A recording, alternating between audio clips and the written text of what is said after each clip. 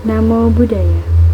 Perkenalkan, saya Ervina Selani Damayanti, mahasiswa Kepenuhan Buddha semester 5 dalam pemenuhan tugas ujian tengah semester mata kuliah Filsafat Buddha. Kali ini saya akan memaparkan mengenai 4 kebenaran mulia. 4 kebenaran mulia sebagai kerangka filosofis. Nah, doktrin ini bukan sekedar ajaran agama, melainkan sebuah metode berpikir yang sistematis dan praktis untuk memahami dan mengatasi masalah dalam kehidupan kita. Nah, kerangka filosofis 4 kebenaran mulia dapat kita pahami seperti langkah-langkah seorang dokter yang menemukan obat bagi pasiennya. Nah, kebenaran ini dimulai dengan diagnosis yang jujur. Pertama, kebenaran mulia tentang penderitaan atau biasa disebut dengan dukkha.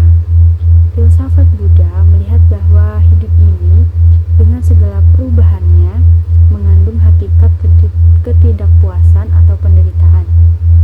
Nah, penderitaan ini bukan hanya sakit secara fisik, tetapi juga rasa kecewa, kesedihan, dan kenyataan bahwa segala sesuatu tidak kekal.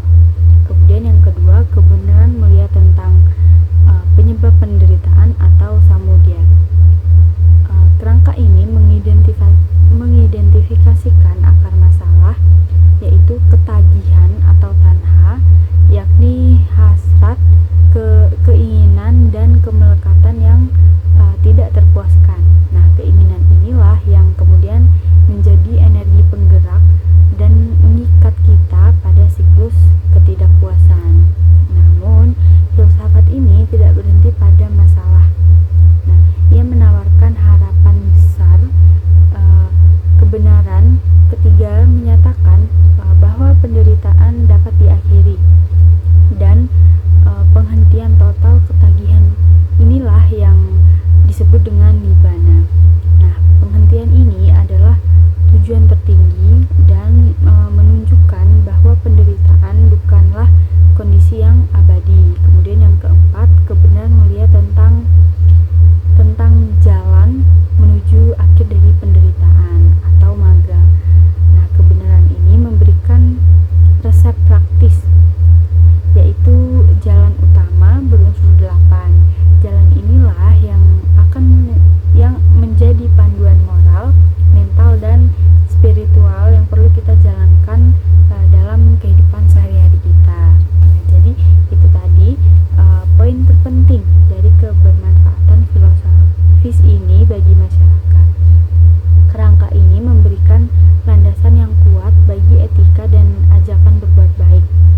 Ketika memahami bahwa ketidakpuasan atau penderitaan itu berasal dari keinginan yang tidak sehat, maka kita memiliki motivasi rasional untuk mengendalikan diri kita. Jalan utama berunsur 8 itu secara langsung mencakup pilar moralitas atau sila yang terdiri dari ucapan benar, perbuatan benar, dan mata pencaharian benar. Filsafat ini mengajak kita untuk berbuat baik dan menjalani hidup yang benar. Nah, bukan karena takut pada hukuman, melainkan karena kita mengerti bahwa tindakan bermoral adalah satu-satunya cara efektif untuk mengurangi pencitraan dan bergerak menuju ke kehidupan yang lebih baik.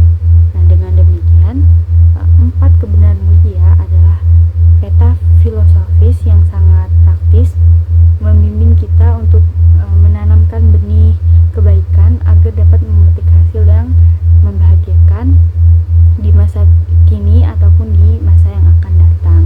Nah, demikianlah pemaparan mengenai 4 kebenaran mulia. Semoga kita semua termotivasi untuk menjadikan kerangka filosofis ini sebagai pedoman dalam hidup kita demi kebaikan diri kita sendiri dan orang-orang di sekitar kita. Terima kasih atas perhatiannya. Namo Buddhaya.